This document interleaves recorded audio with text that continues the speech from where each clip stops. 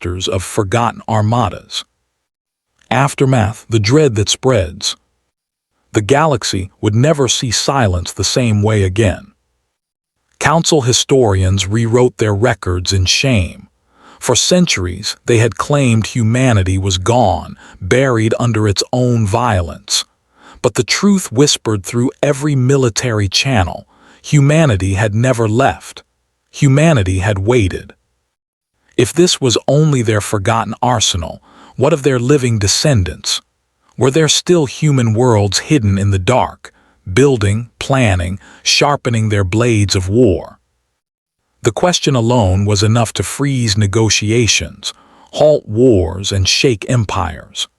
Because if humans had preserved fleets that could annihilate modern navies, then perhaps they had preserved more weapons, technologies, armies unseen. No one dared to probe too deep. No one dared to send fleets into Terran sectors again, for the cost of arrogance was written in fire and wreckage across the stars. And so the galaxy lived in uneasy dread.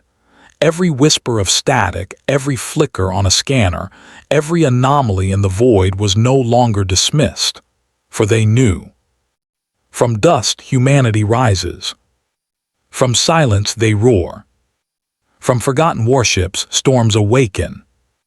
And somewhere in the darkness, more fleets are waiting. They spoke of Earth as if it were a tomb. To the galactic academies, humanity was a minor species, a historical footnote, violent, ambitious, and short-lived. Their wars had burned bright for a few centuries before sputtering out into silence. No surviving colonies, no trade, no ambassadors. Just fading references in old archives, mentions of Terran fleets that once roamed the stars before vanishing. To the Kelari scholars, it was a cautionary tale. Build too quickly, burn too brightly, and you will die by your own hand. To the Vaith commanders, it was a reason for arrogance.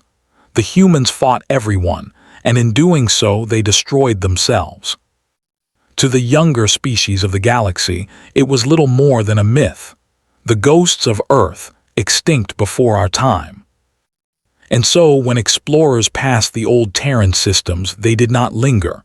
Dust clouds, lifeless moons, burned-out habitats, silent orbital rings half devoured by meteor strikes. Nothing stirred, nothing moved. The galaxy was certain. Humanity had been reduced to ruins. But silence does not always mean death. Sometimes, silence is the breath before fire. Whispers in the wreckage. It began in the outer rim, where scavengers and surveyors crept through forgotten sectors in search of salvage. The Kelari Exploration Guild dispatched a routine expedition to the Sol Grave Corridor, a region thick with debris and derelict stations. Their logs were precise. Detected anomalous radiation. Pattern resembles decayed Terran signal formats. Likely residual noise. No threat detected. At first, no one cared. Old Terran signals were not unusual. They sometimes echoed across space from abandoned beacons. But this signal was different. It pulsed. Rhythmic. Deliberate. Other ships reported strange interference. Ghostly transmissions on ancient Terran military bands. Coordinates repeated endlessly in machine code. The Guild dismissed it as relics of an automated system malfunctioning. Just ruins. But ruins do not change frequency. Ruins do not synchronize with long-abandoned stations. Ruins do not answer back. When the Kelari deep scan probes drifted into a forgotten asteroid belt near Proxima's edge, their instruments picked up colossal structures half buried in rock and dust. A shipyard, or what was left of one. The first images were grainy, skeletal frameworks, hulls coated in centuries of silence, weapon pods dormant. The surveyors joked, called it a Terran graveyard, nothing more. But then power signatures flickered, small, weak, like embers trying to breathe. and the galaxy began to feel unease. The First Awakening. At 300 shipboard hours, the Kelari surveyor HFY logged an impossible reading: reactor heat blooms where no reactors should exist. Across the derelict shipyard, ancient Terran vessels stirred. They were massive, angular beasts, old designs known only from archived war records, hull plating scarred but intact, their insignias worn by time but still visible, the sigil of Earth, the hammer and star. Engines ignited, slowly, uncertainly, like predators stretching after slumber. The Kelari panicked. They tried to broadcast warnings declaring no hostile intent, but the fleet did not respond. It didn't need to. The only acknowledgement was motion, perfect, synchronized, and impossibly precise. Sensors confirmed what no one dared believe. The so-called wrecks weren't wrecks at all. They were functional, intact, preserved. Ship after ship came alive. Dust clouds scattered as engines roared. The asteroid belt shuddered under the force of awakening machinery.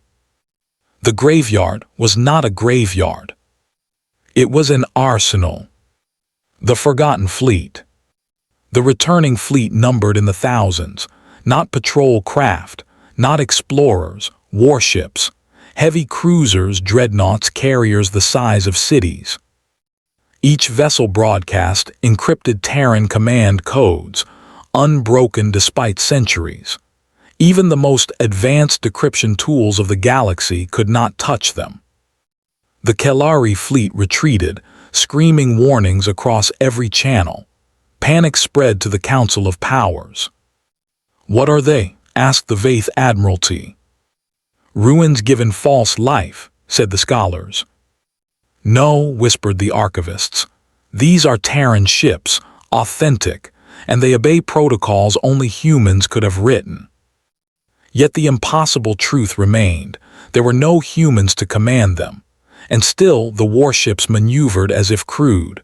Formations locked, patterns matched, weapons armed but held steady, silent, waiting. From dust, fire had returned. Clash of eras. The galaxy could not ignore it.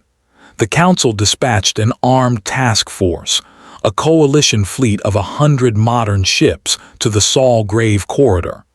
Their mission: secure the sector, confront the anomalies, and prove that nothing truly dangerous remained. They never stood a chance. When the coalition entered orbit, the Terran fleet stirred in unison. 1,000 ancient engines burned as one. Dreadnoughts pivoted with flawless precision. Carriers launched swarms of drones older than most living civilizations. The first engagement lasted 30 seconds. 30. Modern shields shattered. Missiles detonated before they could launch. Kinetic rounds tore through ships as though they were made of glass.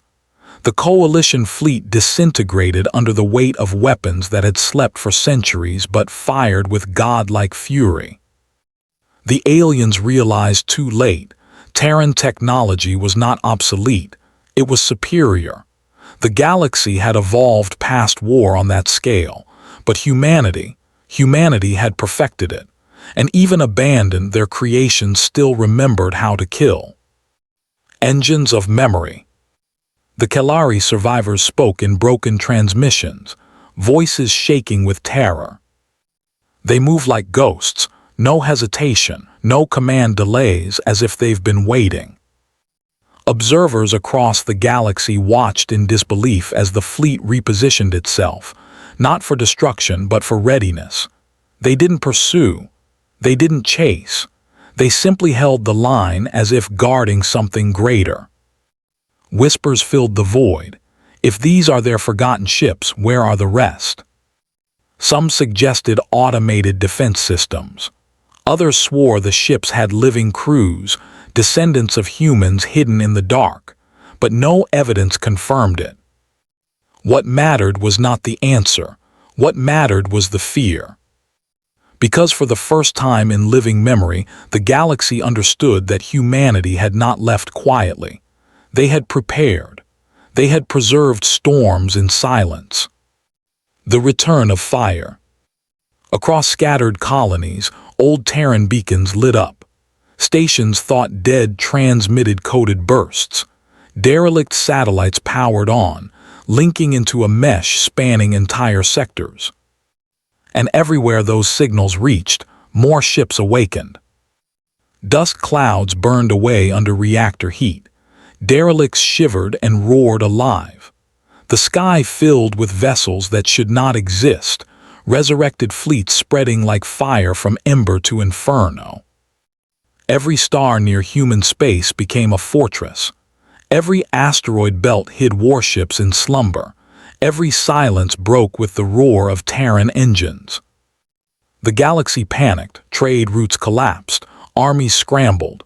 Civilizations whispered the same name in dread: humanity. What remains unseen? The galaxy thought they had seen the extent of the Terran arsenal. They were wrong. For as colossal as the reawakened fleets were, there were still deeper shadows. Entire moons cracked open to reveal hangars. Planets long abandoned hummed with machinery beneath their crusts. Ancient star forges blinked alive, repairing and replicating ships with tireless efficiency. And all of it was coordinated by something unseen. Not by human hands. No one knew if humanity truly survived. But by Terran will, encoded into the very